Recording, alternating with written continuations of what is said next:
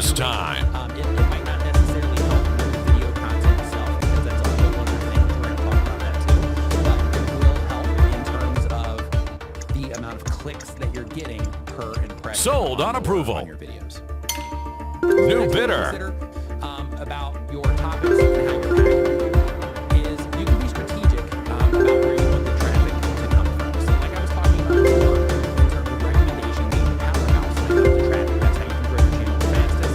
Search is stable and it's easier, but recommendations, it does require higher performance and it does require more skills. So you can optimize for different traffic sources, right? So the approach here is just to kind of put this into context again. Recommendations is fast growth. If you think of the tail of like rabbit in the hare, right? Or not rabbit in the hare, those are the same thing. Turtle in the hare, I think it is. But you have the rabbit, which just races down there and gets down there, and then they're exhausted at the end. And then you have the turtle that just kind of does its own pace, but still finishes the race sometime and beats out the rabbit. So when you are looking at recommendations, it's the fast growth, right? It's the rabbit. But with recommendations, just so you're informed, This is a hot lot. Wildly. And it can also just start cruising and then just die. That also happens. It can also just keep going for a long time. But it requires a stronger skill set of knowing how to get people to click when they're not expecting to watch your content like we talked about before. Search, it can be fast, but it's slower, but it's rock solid, consistent, right? The turtle. It's also easier to get people to click and be satisfied with the video content because you are simply making what people are searching for in your niche. So all you have to do is deliver on that promise of the thumbnail title you're in, right, in terms of satisfaction. But both of these can have purpose, and depending on your content type and the goals, they need to be considered for your content. Bonus strategy. time. But when it comes to targeting different traffic sources, another thing to consider is that when it comes to search, like how-tos, reviews, guides, list videos, those types of things are great for search. When it comes to recommendations, those will still get recommended. But when it comes to recommendations, if you're optimizing for it, that's where you want to, have titles that maybe they're just a little bit more vague. It's still targeted towards your audience. The thumbnail's still clear that it's for that audience and all that. But maybe the title is just a little bit more vague or creates some type of curiosity. Let's say you have a lot more emotion in your thumbnails. Because Sold on approval. Attention, trying to get people to come in. So those types of things are better for recommendations. But again, remember that search targeted videos also get recommended on YouTube. And through different content framing, you can also make a big difference as well. This is another reason that it's important to make sure that when you do that planning beforehand, New bidder. Help you target the traffic sources that you're trying to in a more efficient way as well. New bidder. This is a hot lot.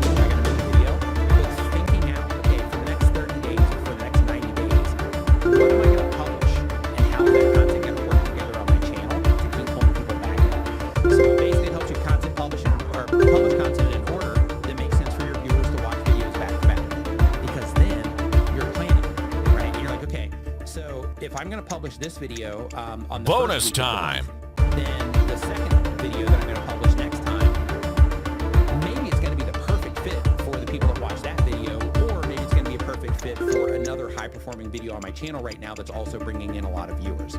And then when I'm publishing these videos, is there a way that I can build a playlist around these so that I can drive people into these playlists for binge watching, right? And when it comes to your content strategy, it also helps you better understand how you're going to have people flow through your content as well. So in addition to saying, I'm publishing this video for this purpose, so like in my case, for example, my content calendar, when I give videos a purpose, sold on approval. Videos, which are videos that I make for the purpose of generating, affiliate revenue or something like that. I've also got sponsored content where it's a sponsor obligation. I have content that is new bidder. Drop down to my content schedule that says people need to hear this.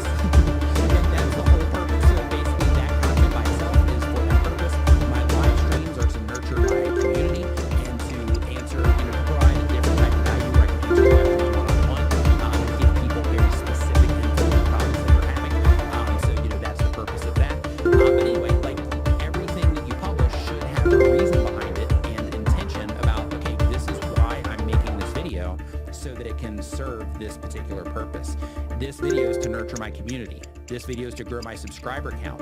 So I'm making that video to grow my subscriber count based on other videos that I have on my channel that have also typically converted subscribers at a higher rate for me. Once you get into the YouTube Partner Program, if you're not already, the same exact thing happens where it's like, okay, if I'm trying to generate This is a more hot lot. RPMs, let me go in and look at the content on my channel that typically performs better and makes me more ad revenue.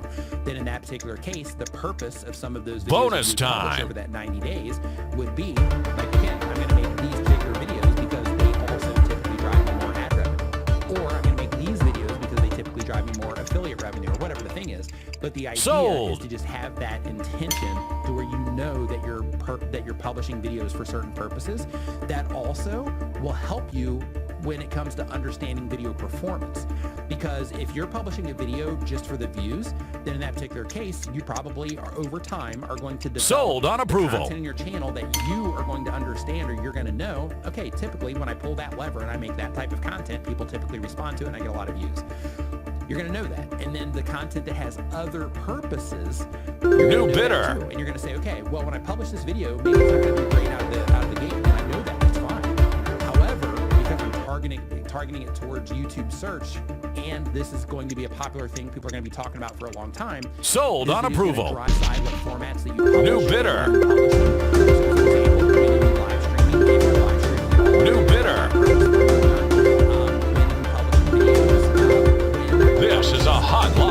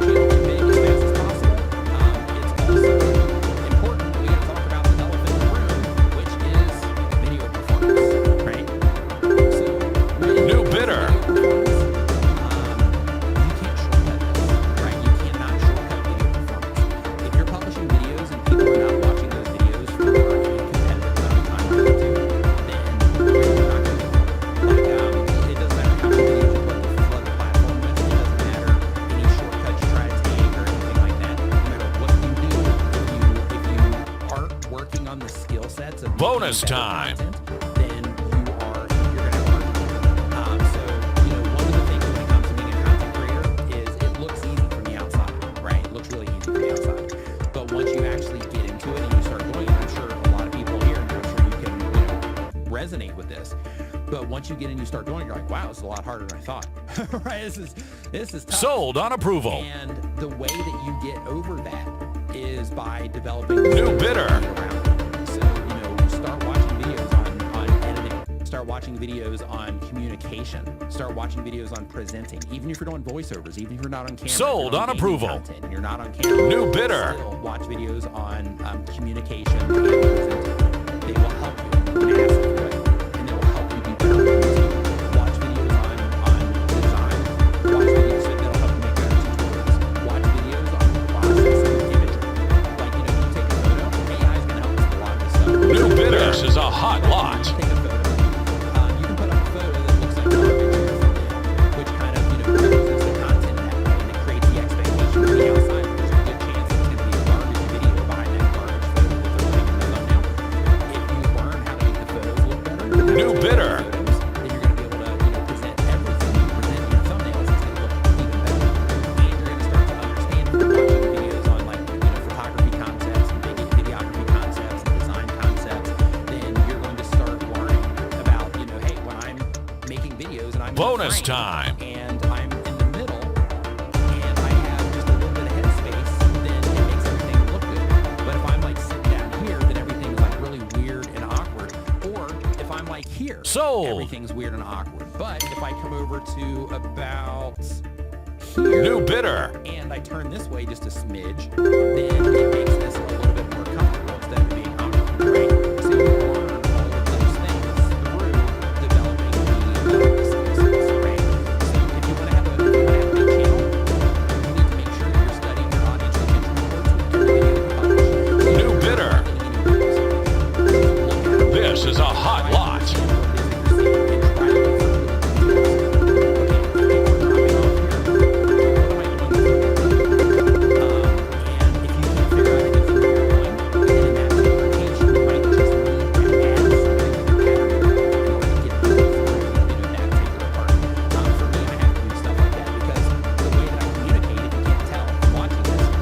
New bidder. New bidder.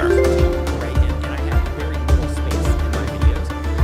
However, because of that, when I introduce pattern interrupts, it typically helps me keep viewers engaged for a longer period of time. Bonus because time. It can kind of burn people out just listening to somebody just sit there and hammer on for a period of time. So, those types of things are really helpful. But you also want to pay attention to how people are clicking on your Sold. videos, or how they're not clicking on your videos. So inside of your YouTube analytics, you have a traffic sources report.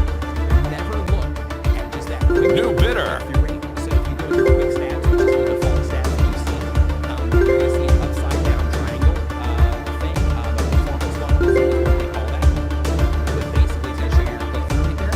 That's averaging your click-through rate across the different traffic sources, and it's very misleading. So because of that, what you can do is you want to go to your traffic sources and you want to say, okay, if I'm trying to get my views from home pages, how are people responding to this on home pages compared to the impression of what's my click-through rate on home pages? If you're trying to get more traffic in YouTube search, okay, what is my click-through rate on YouTube search compared to my videos that have typically performed well and that kind of stuff. But the idea is to make sure that you are paying attention to your stats, because in a lot you'll see other creators that are like, oh, don't worry about your stats, just make good content. This is a hot Well, lot. in order to learn how to make good content, you pay attention to your stats so you can learn how people respond to what it is that you're doing, and then you can adjust from there, right? So because of that, just make sure that you are that you're looking at just a few things. Just to start, if you're new and you're like, man, there's so much in there and I don't want to be overwhelmed by it, no problem. Make sure you're looking at your audience retention reports. Make sure that you are looking at your absolute retention, right? Because here, let me show you something else. Bonus Make sure that you're time. looking at your absolute.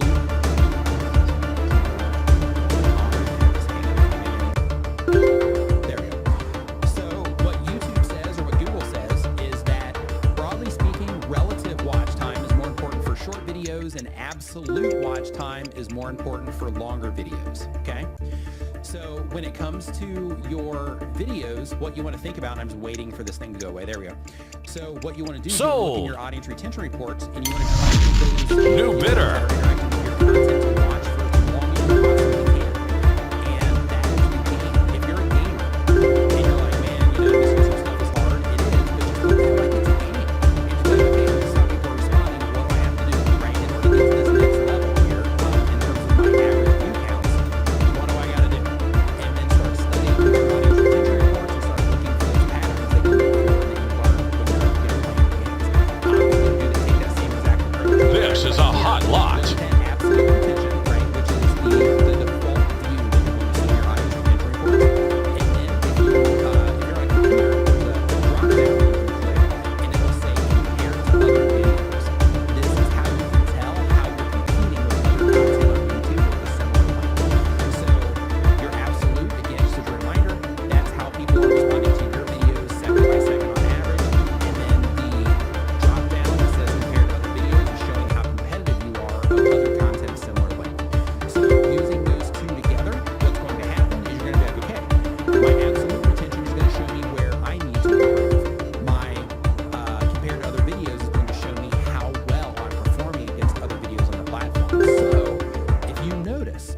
what, my retention isn't horrible, and compared to other videos, I'm actually way above average. Then in that particular case, you want to go and look at your click-through rate, because people are enjoying your videos, but they're probably there's not enough people clicking in to come in and enjoy your videos, and that's where the fail point is, right? So Bonus you start time. paying attention to your audience retention, you start paying attention to your click-through rate across the different traffic sources, and you find that in advanced mode of your YouTube analytics. I've got a short on my channel that shows you, and I got Sold on approval. But I have your question, and that will help me identify that it's for me and not just a side, New conversation. bidder. But just put a Q in front of your question, and I'll answer the first handful.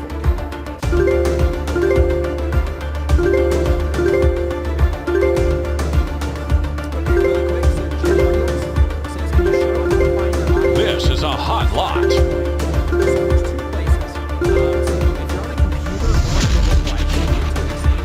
On a mobile device, all you have to do is click on your content tab, and then once you click on your content tab, you can go into whatever video. And then once you click into that video, the next thing that you'll New do, bidder. is you will go and you'll click on video performance. And then once you click on video performance, then you just scroll down the page, and then you're going to see your audience retention report. That's what it looks like on a mobile device, but we're limited there. They do not show you on a mobile device compared to other videos. So because of that, what you want to do on your computer is you want to also go into content. Then you want to click on the video in question. Then you want to click on analytics. And then when you scroll down there, you'll see your retention. And then once you click into that, you have to actually click into the little see more. Sold And then on when you click approval. into the see more, then you're going to see the graph. New just bidder. widens out. And then there's going to be a little drop down over on the left-hand side. When you click on that, you're going to see the option for compared to other videos. There's another option in there too that shows you specifically where people are leaving in your video. But the absolute retention and the compared to other videos, those two are the most important. And we'll just show you, kind of how competitive you're being and how people are responding. Let's see here. So I'm gonna go and look for questions here. Okay. Do hashtags and tags still work? So when it comes to hashtags, there's still results pages for hashtags, which means that some people still click on hashtags and they'll still find additional content through that. So you can use hashtags for discovery. Keep in mind that the limit, I believe it's up to 60 now. It used to be 15. But now This it's is a 60, hot lot. hashtags that you can have in your video descriptions, but they have to be hashtags. When it comes to tags, according to YouTube, tags don't really matter, but they haven't removed that box, and they use language New around bidder. the tags that says, tags aren't important, but put in misspellings and things like that. Well, if people can use the tags for misspellings, then that means that it's possible that the tags are still bidder. having some type of impact. So my rule when it comes to tags, don't spend any time on them. So use TubeBuddy, use their tagging tool. They just recommend tags, and you can just tap the tags, and then they'll just go right in the Bonus box. time. Don't spend much time thinking about it. Just use whatever is relevant to the video, and then move on. As soon as it 100% doesn't matter, YouTube will remove that box, and we won't be able to use it. I'm not even a coder, but I know how Sold to, on approval. to comment out functions. So New bidder. surely their team can do it. So when it's not important anymore, it's not going to be there.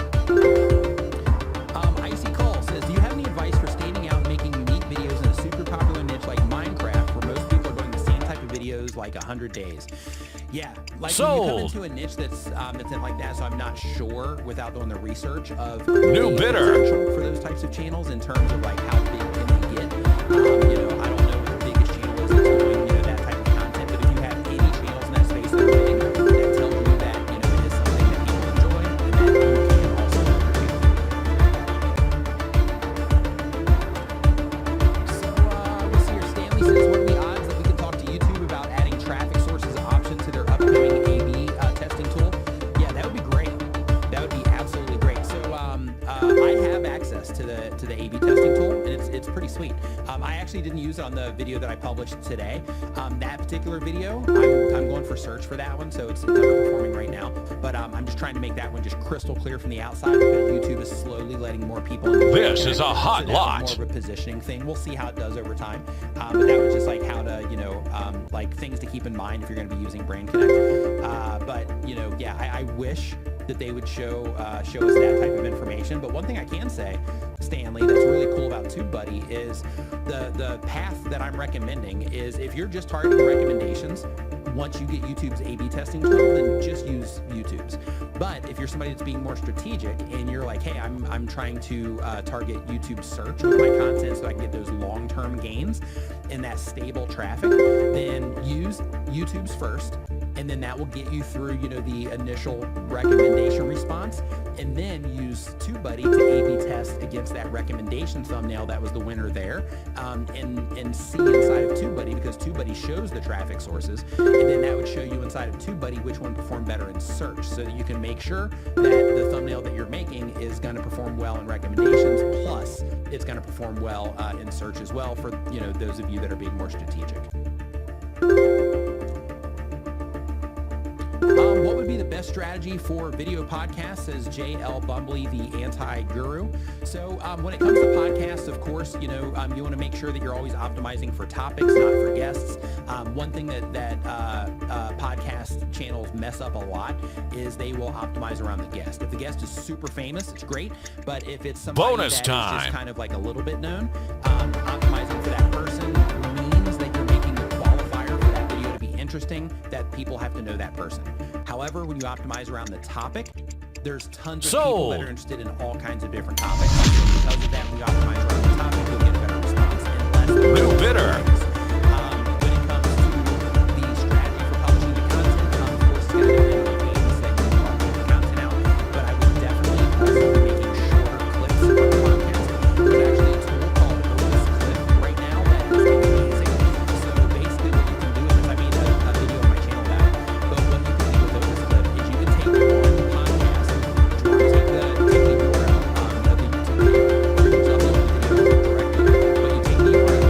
This is a hot lot. And then let's say you have an hour-long podcast, and you like 3-hour stream, like 47 minutes. So in your case, you get roughly, we'll say 20 clips, give or take, that you will get on your podcast, and then you start uploading those as shorts.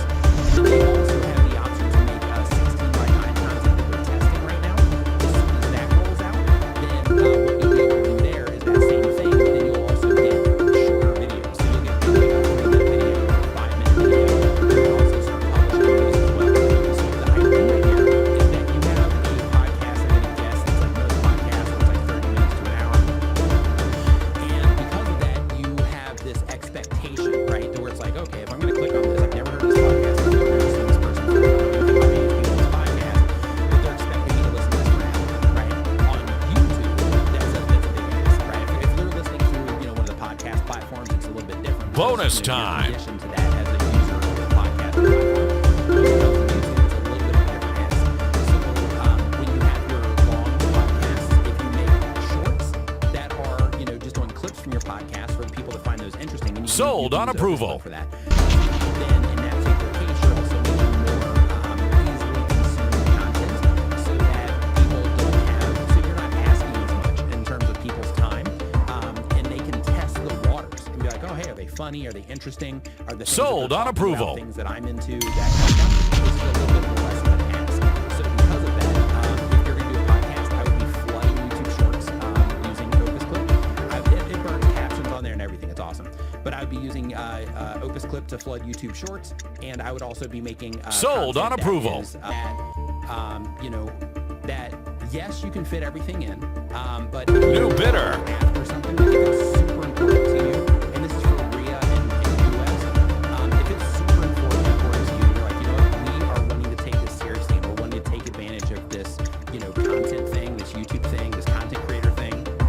We're wanting to tap into the $18 billion just influencer marketing industry, and that doesn't even count like, YouTube ads. It doesn't count affiliate marketing from content, anything like that. That's just influencer marketing. Like, I want to tap into that. Then in that particular case, I would go Sold through a on period of approval. time. I would dedicate like 3 months or something to just grind it out, stand up, a little bit later, going to bed, a little bit later, whatever, not watching Netflix, not playing games, just focusing on the thing until you can get to that point. But if you're doing prank videos, I would also try to, 'cause it's going to be harder to monetize those prank videos unless you're getting a lot of views on them.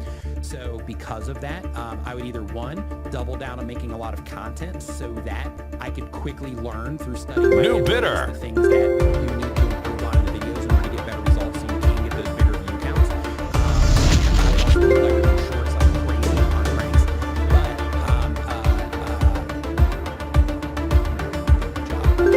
yeah, so I would focus on those.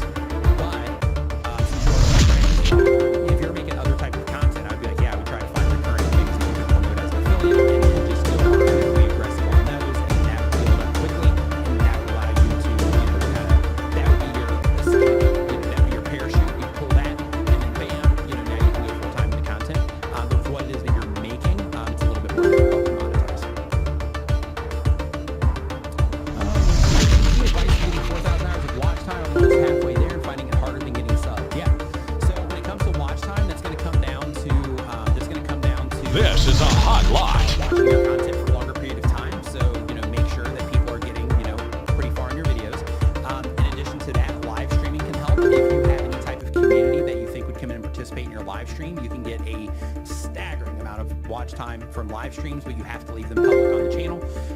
In addition to that, make sure that you are building like I don't know if you're here before when I was talking about the content strategy. In your case, if the goal is watch time, then when you're putting out when you're mapping out the content strategy in the next like 90 days, I would think, okay, I'm going to have like these live streams, I'm going to make these videos, and when I make these videos, I'm going to start thinking playlists. I'm not going to think I'm making an individual video. I'm going to think I'm making a video that's going to go into a playlist. I'm going to design a handful of playlists, and those playlists are going to be like 3 to 5 videos each, and the whole goal is going to be to get people to go to the video and then go into that playlist so that they can binge watch other videos about things that they care about.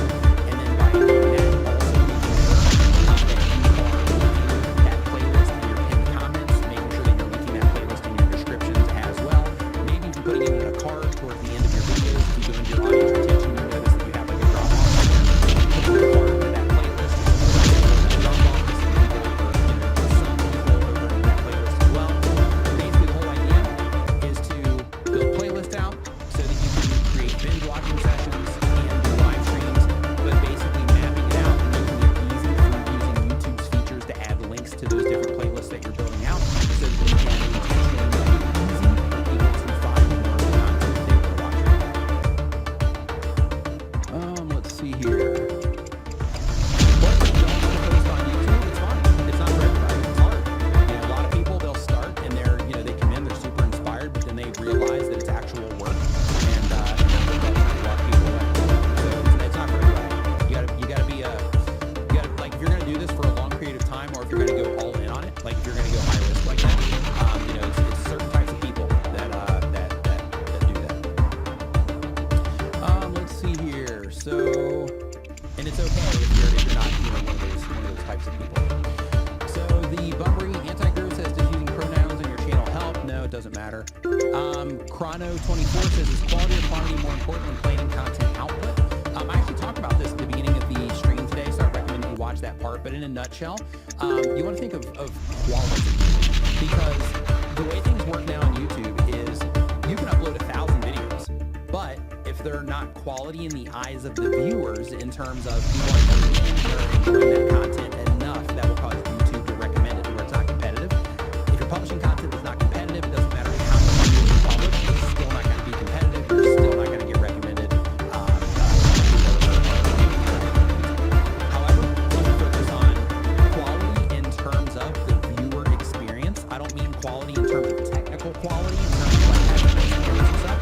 What I mean is, when people come into this, are they going to have a good experience? Am I giving them what they are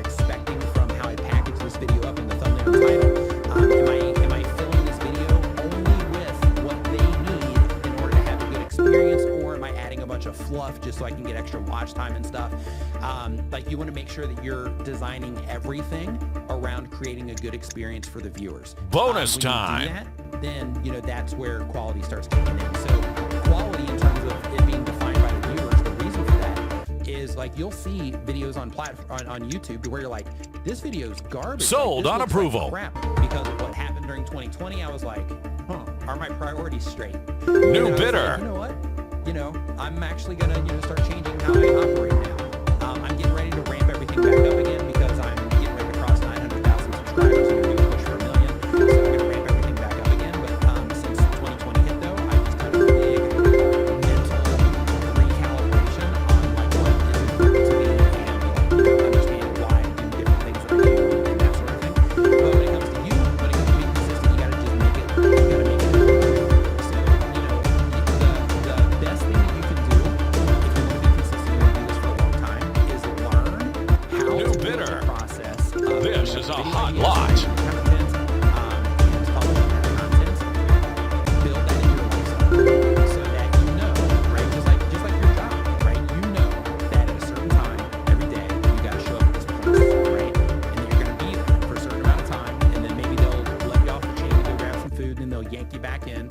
And then, once all that's finished, then they'll let you free again.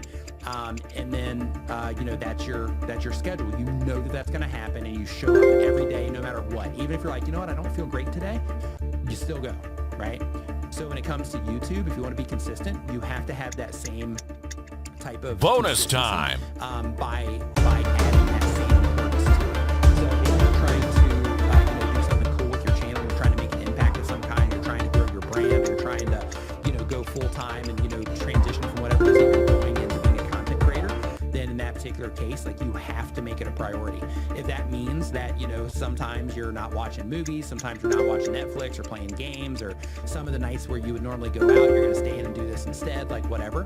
If that's what it takes in order to build the practice in, and then you can modify from there. Because one of the hard things, and a lot of people don't know this when they start channels, but when you first start, it's so hard because you haven't learned yet, and I don't know where you're at on your journey, but like for new creators, like you haven't learned yet how to even efficiently edit a video, right? Like you haven't learned about templates yet. You haven't learned about, where all the buttons are. You haven't learned about the things that you use every time that you can kind of slide around in your editing software to make sure that they're in a good position where you can quickly find them.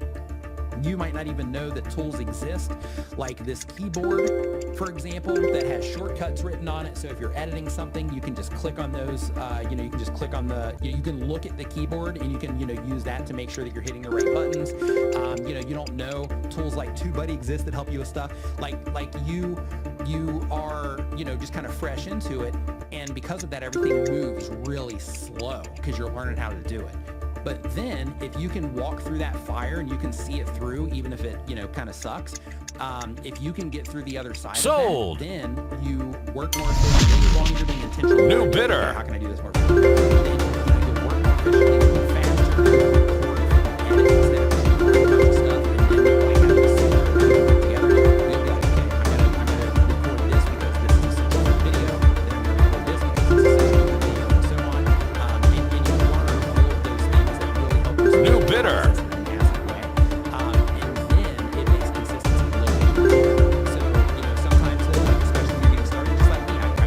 This is a hot lot. It took a lot of just late nights and stuff like that in order to get me through.